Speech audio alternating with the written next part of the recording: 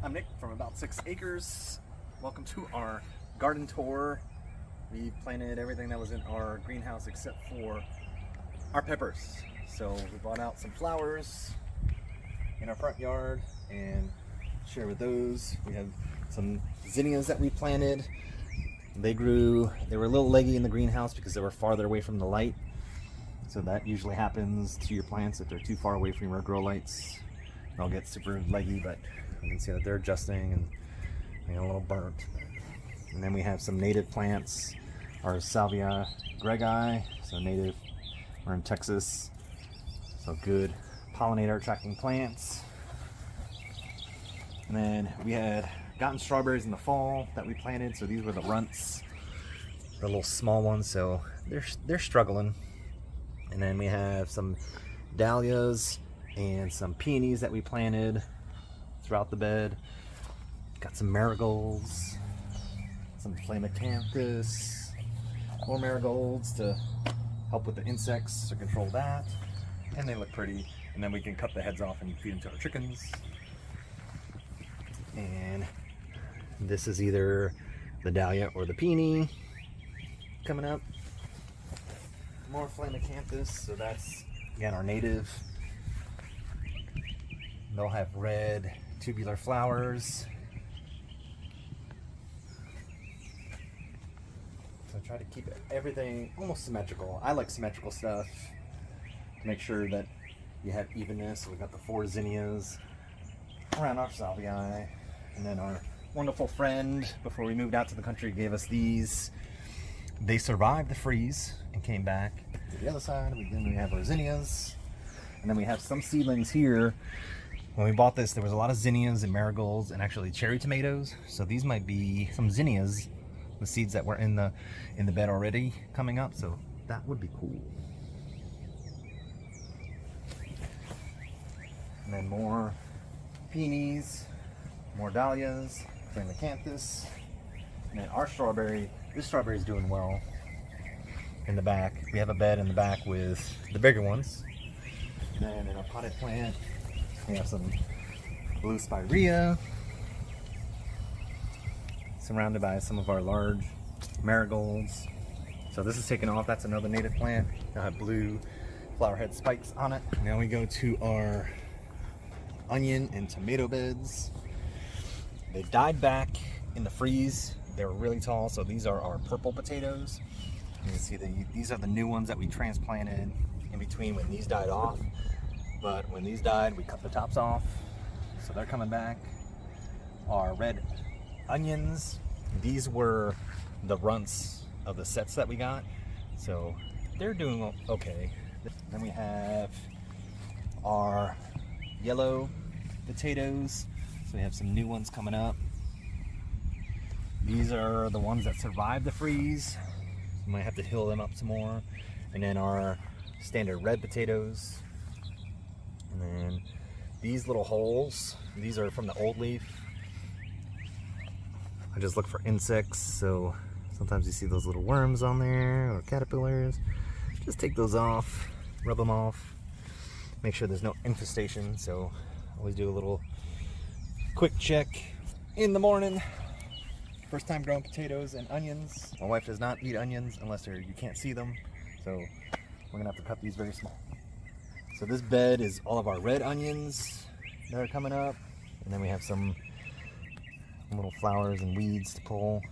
Our standard yellow onions coming out, so we're gonna have lots of onions. You can always cut these off and add those to a salad if you want. Back to our raised beds. This is the first time we're doing raised beds, coming from the suburbs. We really couldn't get anything to grow because we didn't have a lot of area and the sun just beat down and cooked everything. So doing raised beds, try to grow at least 25%. That's our goal. Grow 25% of our food. So we're learning, and that's what's pretty cool is you see what works, test it out. So we've actually done some experiments with the beds on building the bed up with logs, leaves, and doing that hugelkultur method, lasagna layer method, and then some where we just did cardboard, shredded leaves, some green organic matter and supplement it with compost. We use our goat droppings and bedding to add in as fertilizer as well. So we just planted these about a week ago. So we have our vegan garden beds. This is the first time we have okra. We transplanted the okra in, and they like it very hot. So it hasn't been very hot yet, so they're struggling a little bit. But you know, there's some good growth going. As long as the soil gets nice and warm, expect good things. And then we have our marigolds in between to help with insects. This is our, again, our goat bedding. So this empty strip here, that's going to be for our jalapenos. We have a row of cucumbers that will be trellised into the next bed. Really looking forward to okra. And then we planted this. This was our first bed we planted in the fall with strawberries and garlic. So the garlic is looking good. And it might almost be time once they all turn yellow and brown. And our strawberries, they've gone through several freezes. We have some cool flowers coming on. I'll let those ants do some pollinating over there. So, you know, just because you see insects crawling on it doesn't mean it's always a bad thing. The ants will do fine. They'll do a little pollinating, but these are really doing well. Garlic's doing well. Really liking how this bed turned out. And then we move on to our two in the middle. These are our tomatoes. So tomatoes are one of my favorite. Growing up on my grandparents' farm, we had to do a lot of planting tomatoes and picking tomatoes. So this is our beefsteak tomato bed. So there's different sizes, and we, you know, planted them very deep, took off the bottom layers, bottom leaves, and just buried them. So in between our plants we have basil and marigolds, again to help deter insects, and we've also left some arugula in the bed that is going to seed, and so the flowers are dying off. We'll collect some seed from there in these little pods for later. So really looking forward for our tomatoes to do well. I've also applied, saved some old eggshells and crushed them into a powder, dried them out, and made water-soluble calcium for tomatoes to take up. And so you'll see these little white flecks. Might be kind of hard, but these little white flecks, we pour it in. That's our little eggshell. Dissolve them in a little bit of apple cider vinegar, stirred it, and then diluted it in water and sprayed it over. So, and then we have remnants that we're going to plant in our other bed: zucchini, tomatoes, and okra. So this bed we also made when we built these two, and it was just filled the same hugelkultur method, and it sat for a while, and so we used it, filled up a lot of our animal bedding in here, transplanted. I planted the beans too early in the greenhouse, so they got really leggy, and they got attacked by some caterpillars. So you know, you can see some stuff that's dead, and that's fine. So we can pull those out, but they're coming back. I've watered them, but in between these beans, I planted new beans. And the reason why I put beans here is because this row and that row, I planted some sweet corn, and then covered the sweet corn with some radishes. So the radish are coming up. So we're sort of planting at different levels. So the radishes should be quick, and the corn. The beans are going to provide nitrogen for the corn and be able to trellis up the corn. And we have one early bean here, but we really didn't harden off our beans outside. So that's why a lot of these leaves are silver or dying. So you see this silver, that's because they really didn't sit outside long enough, and that's fine. Pull those off. And then my dad saved some honeydew melon seeds, so we wanted to see if we could germinate those We have some here, and we have new growth growing on the ends. So they seem to be doing well. They're gonna vine out, and what I want to do is I want to train them to vine out over here. And we see a lot of ants. Again, I'm not worried about these type of ants. I'm more worried about fire ants. So these look like sugar ants to me, or acrobat ants, which is fine because they'll move organic material around as well. One of our last beds, we have our squashes. So we have our zucchinis. Again, we started these really early in the greenhouse, so they got leggy as well. So I planted these really deep, and they already have flowers going. So our green zucchini, and then we have marigolds in between for insect control, and our yellow squash we have. And what I've noticed is with the yellow squash is when we tried to harden them off, they would break very easily. So I had to start different successional stages of yellow squash. Got 2 seedlings here, so eventually I'll thin them, and then I want to try growing them vertically instead of out into a bush. And then this row is another variety of cucumbers, which again will trellis to our other tomato bed, which is the San Marzano tomatoes. So the paste tomatoes, if you want to call them, or plum tomatoes. And then we have basil and marigolds in between. So these look like they're doing pretty well. There's different sizes, and I like to save all the tomatoes. So if you plant several seeds in a pot, I let them all germinate until they get bigger, and then when I transplant them, I can cut them or separate them, and then I have more plants, give to friends, or in case some don't survive, you have extra. So. And then onto our most difficult beds. We tried some different methods here. This bed was supposed to be for carrots, beets, radishes, mints, but we used this chicken manure compost, which I think wasn't fully composted, so it actually burnt a lot of our plants that we put in here. You can, and it gets very wet. So whatever, we are probably not going to use that again, but it's super damp. The mint is trying to survive a little bit, but there's a lot of insects that are eating it. So this may have to start over from scratch and add some different soil too. But our chamomile is doing good. We got some little buds on our chamomile.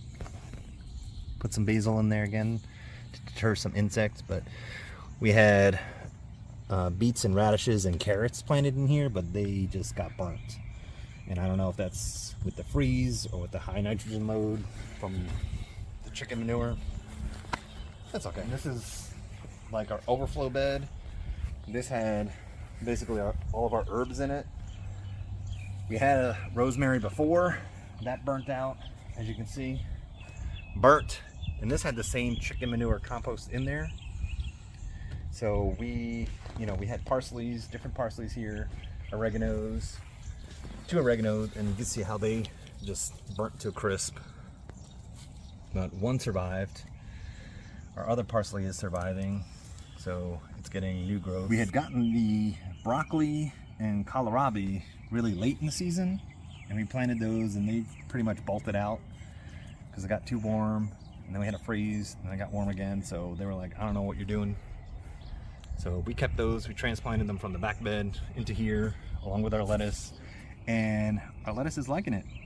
So they like this now, and we have yet to have it because we've been pulling these off, and I've been feeding to my chickens. So just walked from our backyard garden, and now we're into sort of our pasture, orchard, and berry and wildflower area. So this is up on the back side of the property. So my dad really wanted sunflowers, so got a little package of sunflower seeds and planted some sunflowers sort of as a border in 2 rows, sort of around where our blueberries and raspberries are going to be. So you see some sunflower here. Planted yesterday. I put in other seeds, other sunflower seeds in these holes, but cleared the area around so they can grow with the weeds. And good tip too is if you're planting seeds or you're planting flowers and you have weeds like this, just chop them up. That organic material goes back in, nitrogen, all that is released back into the soil and can feed your plants. That way you don't have to use fertilizers or anything. And so this is another trial area. We're trying to grow blueberries and raspberries. So we have 3 different varieties of blueberries. And these blueberries were doing really well when we planted them, but then we had an early freeze again. So I think a lot of the original berries froze off, but we have some forming. These are the emerald blueberries variety. So they have some nice blueberries on there.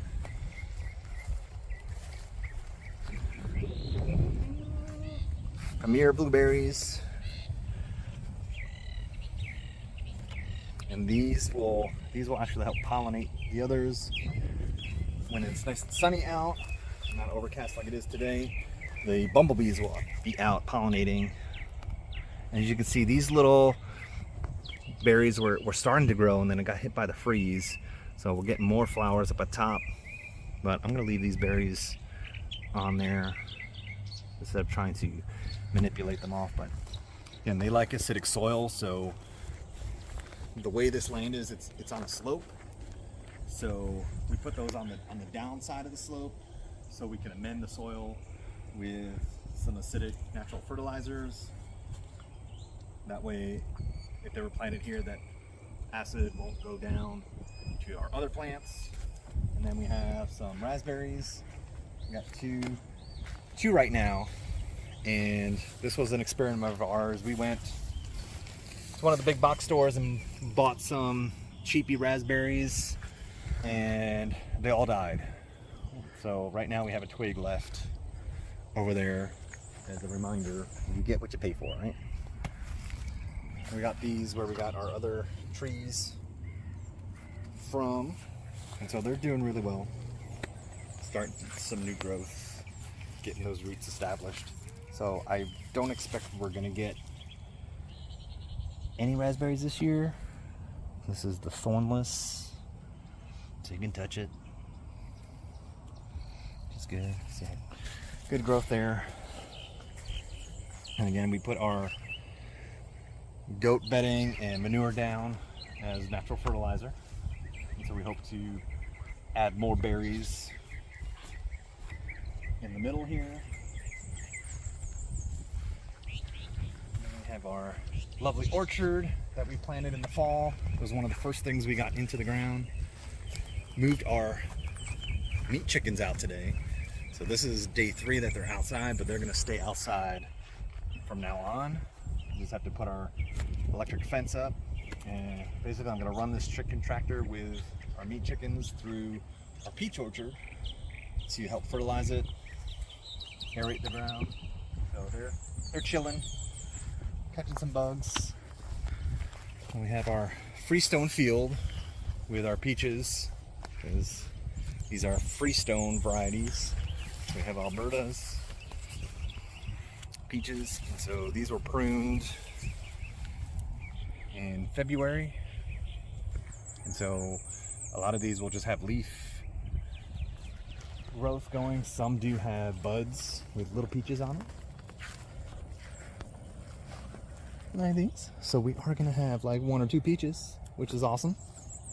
And these are self-pollinating. Our Albertas are in this row. We got 5, and then we have our red skin peaches on this other side, and they're doing pretty well.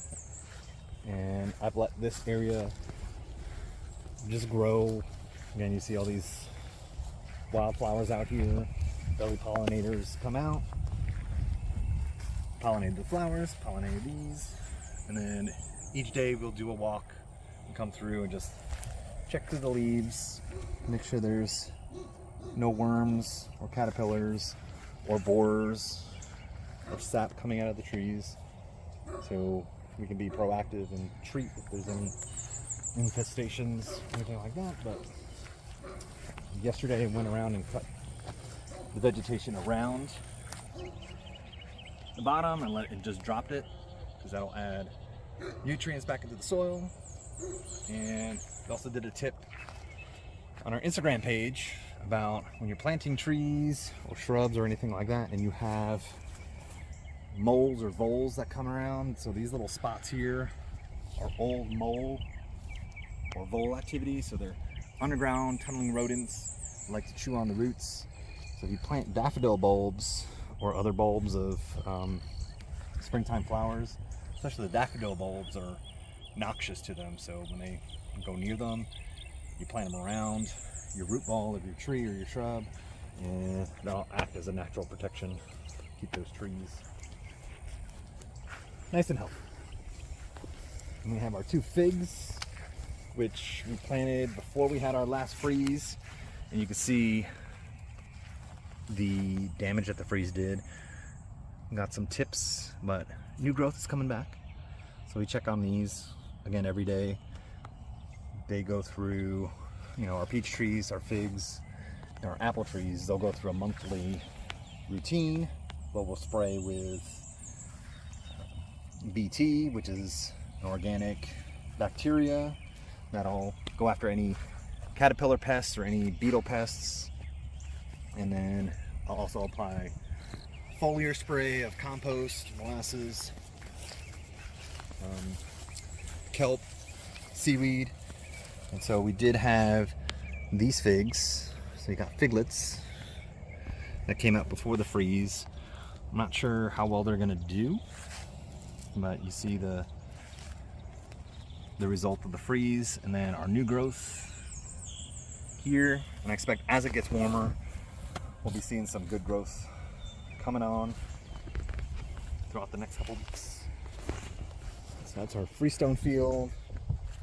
You can see all the, again, the wildflowers, but we'll have butterflies and bees all out there doing their job, which is what you want. And then we have our golden grove. So we call this golden grove because we have 2 golden delicious trees welcoming us into the orchard. And these are also going to be our pollinators for our wine sap trees, which are in the middle. So dwarf golden yellow delicious, they've been pruned, they're leafing out, they're a couple years old that we got from the nursery. So again, not expecting fruit this year, but want to maintain the health, so they've been pruned out to get that umbrella type effect. And again, have our daffodils around, which are going through their last bloom, they're falling out. And then our wine saps, we have 4 in the middle here. They're also wine saps, or stamens, they're also called. They're one of my favorites. Because growing up on my grandparents' farm, these were the best. They're like a very crisp, sappy, syrupy type apple. A little sour, a lot of sweet. So this one has a lot of buds on it, so I'm super excited. The only thing is, these need to be pollinated by our other trees, our Golden Delicious and our Fujis. So we might not get any apples unless you have bees coming in from other areas of other apple trees. So we got 4. I keep my spider webs up and about as natural insect catchers. Okay, we got some flowers going. Fuji apples. And I just saw a post somewhere that came across my Facebook feed that's saying Fuji apples are the sweetest apple over Honeycrisp. I don't know. Kind of shocked. But Fuji apples here again, they'll help pollinate. So we got a lot of cool plants that have been here when we bought the property. So a lot of berries, a lot of other native plants. And so there are a lot of dewberries here. So these are ground, they're a mix between like a raspberry and a blackberry. So get really tall, but dewberry because they're low to the ground and they have sort of like hairy spikes along it. So that helps distinguish between a blackberry. So they're all in between here. So you have our cool black swallowtails coming. And then we also have a nice little patch of blackberries that have come up. And those we have trimmed. Now these are more vertical into more of a bush.